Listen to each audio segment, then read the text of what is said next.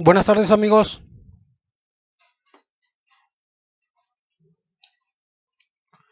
muy buenas tardes.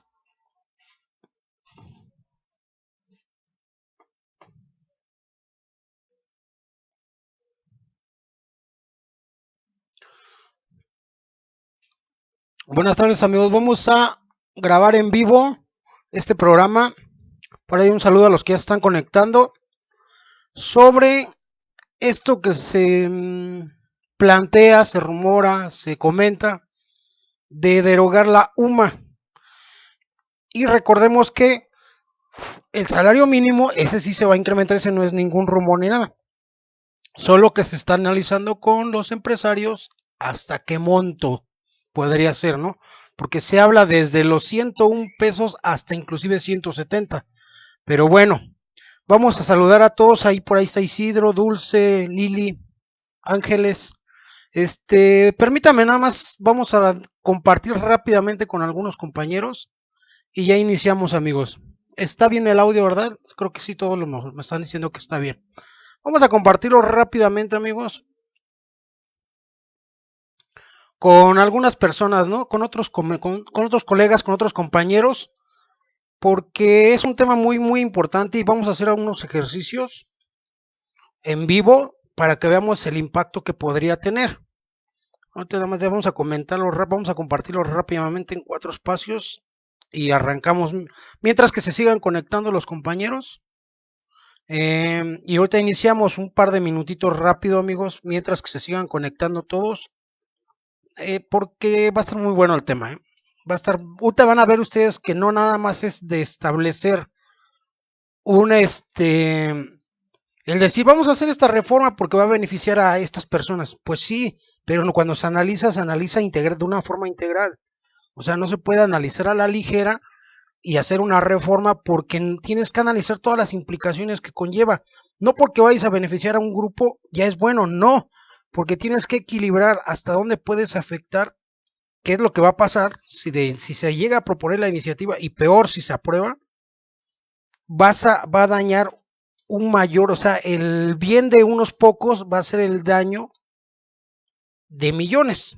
Y ahorita lo vamos a analizar, que es una propuesta bastante irresponsable y denota claramente una falta de capacidad, una falta de conocimiento fiscal, y parece una medida nada más dirigida a un sector para quedar bien, pero eso no se vale, amigos. Debe de haber un equilibrio y esto no se puede hacer así nada más a la ligera. O sea, el bien que causó haber quitado haber separado la base de los salarios para efectos fiscales, y eso tuvo algunos efectos buenos, y establecer la UMA, pero ahora derogarla y regresar al salario aunado a que vas a generar un salario, un incremento salarial, pues es un error gravísimo. Vamos a iniciar. Buenas tardes a todos, amigos. Vamos a analizar lo que es el impacto si se llegara a dar como lo tienen planeado. Por un lado, el aumento del salario mínimo, que ese ya está, o sea, ya eso es un hecho. De hecho, cada año aumenta. Aquí lo que se está negociando es hasta dónde va a ser el tope de aumento, porque como les digo, se habla que desde los 101 pesos hasta 176, me parece, o sea, y están negociándolo con los sectores empresariales. Hay que recordar, amigos, que en mayo y junio el propio sector empresarial, ese que luego se opone a los salarios, ellos mismos proponían un aumento del salario mínimo y que estaba por arribita de los 100 pesos. O sea, los mismos sectores empresariales se lo propusieron a Peña Nieto, le dijeron vamos a aumentar a partir del 1 de julio el salario. Y el que lo rechazó fue el propio Peña Nieto y la Comisión de Salarios, cuando es al revés siempre. El gobierno es el que propone los aumentos y negocia con el sector empresarial. Ahora fue al revés, el sector empresarial le propone el aumento de salario a, al gobierno para darle más poder adquisitivo a los trabajadores, a todas las familias, a los hogares, y es el gobierno el que dice no, o sea, le valió. Pero bueno, ahora sí lo va a ver, nada más que están negociando el sector empresarial hasta dónde, porque no nada más es aumentarlo y ya, ok, ya voy a generar un mejor ingreso para los trabajadores. No, tienes que analizar el impacto fiscal, que ahorita es lo que vamos a analizar. Pero aquí el problema es que también se quiere plantear el que se desaparezca la UMA. La UMA, recordemos que en 2016 hubo una reforma desde la Constitución, ¿sí? Para desincorporar al salario mínimo para efectos fuera de lo laboral, es decir, para efectos de multas, para efectos de exenciones fiscales, de bases fiscales, de tratamientos X. Y se crea desde una reforma constitucional hasta una ley que crea la UMA y que se encarga de publicarla durante el mes de enero el INEGI, el Instituto Nacional de Geografía e Informática, de Estadística, Geografía e Informática. Y nos crean la unidad de medida de actualización en lugar de el salario mínimo. Entonces se crea, pero realmente es hasta 2017 donde nosotros empezamos a ver el efecto de que se empieza a aplicar en la legislación legal, la legislación fiscal, que ese es un gran vacío que existe actualmente al día de hoy. Las personas que traen este proyecto de derogar la UMA, primero deben de asesorarse con verdaderos especialistas en impuestos y que el primer mensaje que le debe dar un asesor fiscal, que desde ahorita yo lo comento, es: ya te diste cuenta que ninguna de las leyes fiscales, llámese ley de Infonavit, llámese ley del Seguro Social, llámese ley del impuesto sobre la renta, la que quieras, ya vistes que jamás se hizo una reforma para adecuar la UMA en el texto legal de todas estas leyes. Primero que les avisen, primero, uno. Dos, la gente tiene que ver el impacto. ¿Cuál es la idea de derogar la UMA para 2019? La idea es porque el sector de jubilados y pensionados se está viendo dañado, porque se les está reteniendo hasta 2,000 pesos, porque en lugar de llevarse 30 y tantos mil pesos al mes, se están llevando 30. O sea, me parece una medida totalmente irresponsable ese planteamiento. ¿Por qué? Porque recordemos que desde hace años se hizo una reforma con Calderón y con Peña también por ahí. Recordemos que los jubilados y pensionados gozan de 15 salarios mínimos como exención. Es decir, las pensiones por arriba de 30, hasta 30 y tantos mil pesos, me parece que son por ahí de 30,000. Si reciben una pensión de esos montos, no pagan impuestos. O sea, queda exento ese ingreso para jubilados y pensionados. Lógicamente que con la entrada en vigor de la UMA a partir de 2016, pero ya bien para efectos fiscales a partir de enero y febrero de 2017, ya se toman las 15 UMAs, pero finalmente sigue teniendo un efecto. Entonces la medida del planteamiento es: la UMA está abajo del salario mínimo, y si el salario mínimo lo voy a llevar hasta 140 y tantos pesos, por ejemplo, pues lógicamente si la UMA la próxima UMA que publique el INEGI en enero termina quedando en, no sé, 84 pesos, 85, que es más o menos por donde va a quedar, 84 pesos, contra a lo mejor el aumento del salario que va a ser 140, pues sí hay un efecto muy fuerte, o sea, hay una diferencia muy grande. Pues sí, pero vamos a ver primero cuál va a ser el efecto y dónde vas a dañar. Entonces tenemos que el planteamiento es que sí va a quedar por arriba de 100 pesos el salario. Yo calculo que a lo mejor por ahí con una medida, si no se asesoran bien y si no hay un buen consenso, va a andar quedando por arribita de los 130. Entonces, vamos a ver qué efectos fiscales tiene el incremento del salario mínimo general. ¿Por qué? Porque como lo dije, no se actualizaron las leyes y simplemente vamos a ver aquí rápido. Por ejemplo, el artículo 93 de la ley del impuesto a la renta, si se dan cuenta aquí les estoy marcando con azul, en todo el artículo y en toda la ley sigue hablando de salario mínimo general del área geográfica del trabajador por cada semana de servicio. Bueno, aquí dice así. Pero espérenme, ahí también inclusive falta adecuarlo con la unificación del salario. Recordemos que anteriormente había zona A, B y C. Ahora ya nada más hay una sola área. O sea, ya nada más es salario mínimo general. O sea, ya no hay área de que A, B y C. Un tiempo fue A, B, C, luego A y B, y ahora ya no hay ni A, ni B, ni C. Simplemente salario mínimo general que rige en la República y punto. Las leyes, por ejemplo, este artículo 93 que tiene los ingresos exentos y que todos se basan en el salario, bueno, que actualmente se aplican para UMAS, pero por ejemplo aquí que marca que salarios, por ejemplo aquí tenemos el caso del tiempo extra de los trabajadores asalariados.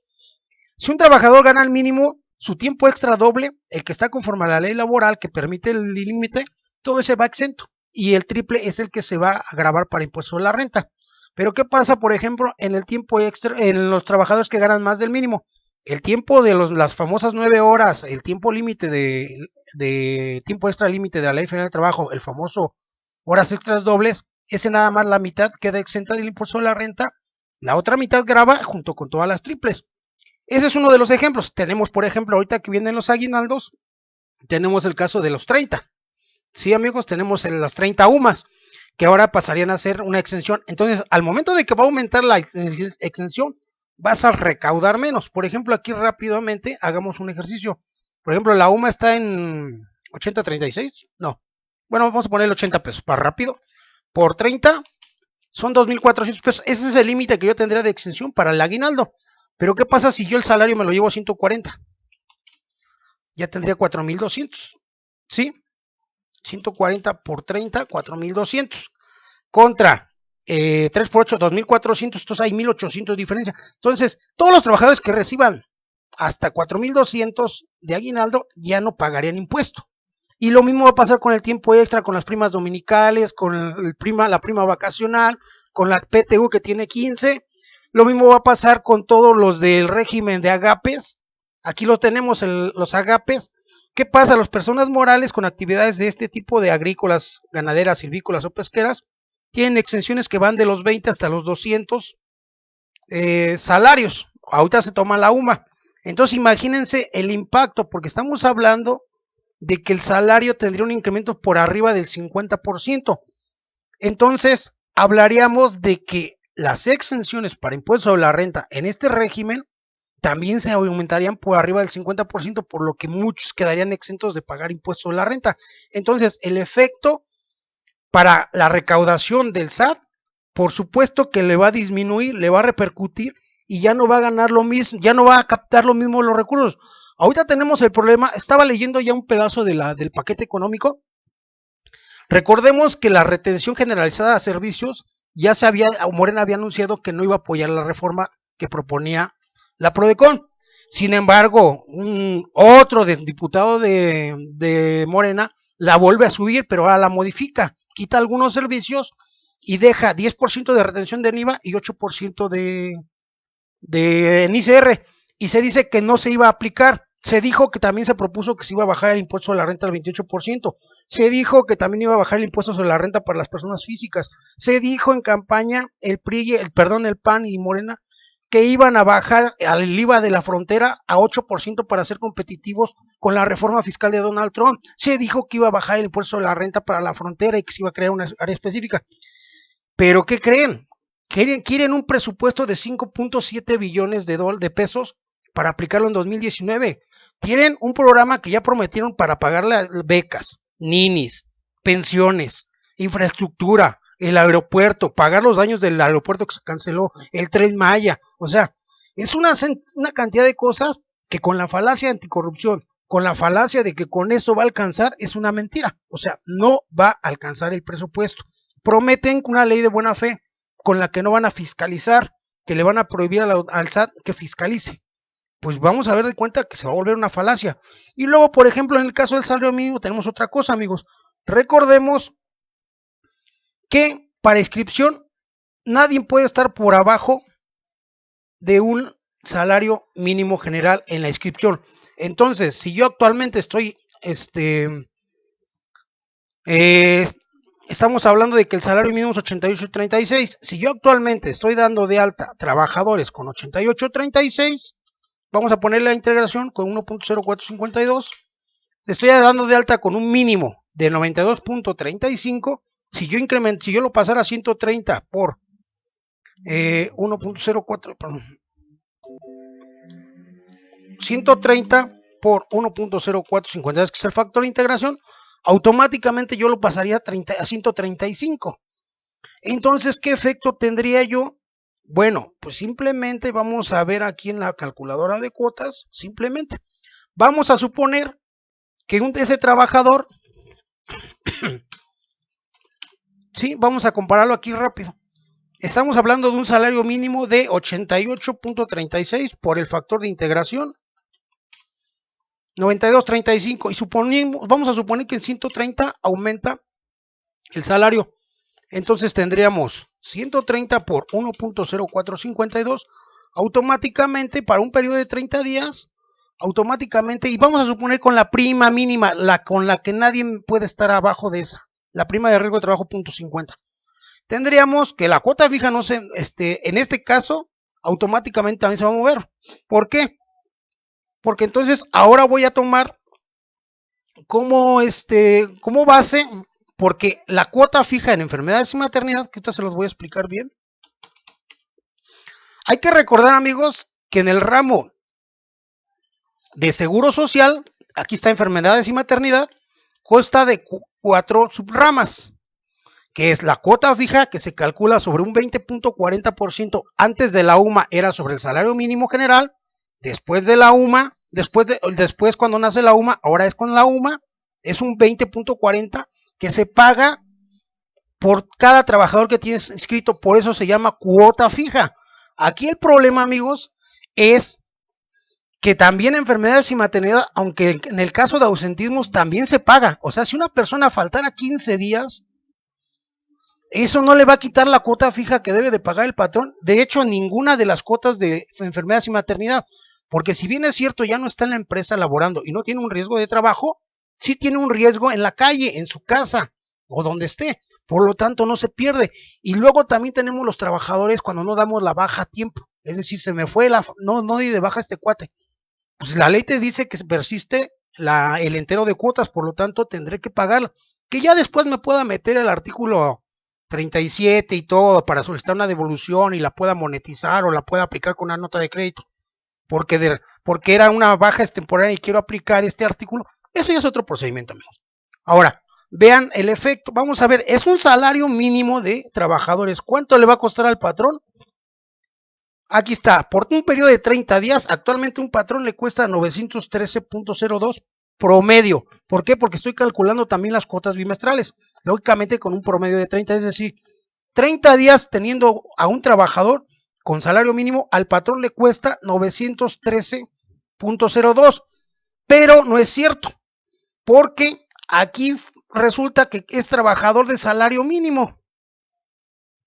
Por lo tanto, la cuota del trabajador también se la voy a mandar al patrón. Entonces le cuesta 978.82 pesos a un patrón tener un trabajador por 30 días, calculando los 30 días tanto de IMSS, Afore e Infonavit.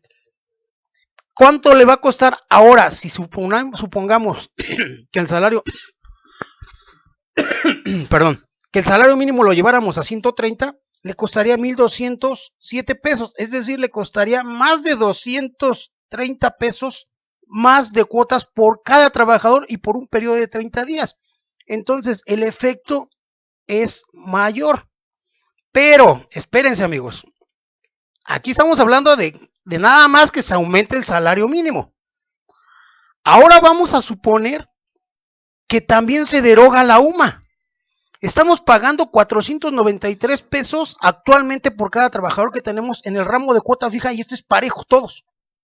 ¿Qué pasaría si yo desincorporo la UMA? Es decir, la derogo, entonces automáticamente volvería a ser el salario mínimo la base para pagar esta cuota. Entonces, si yo en lugar de poner el 80, 60 aquí, le pongo 130, ya nada más vean el efecto que causé en la cuota fija.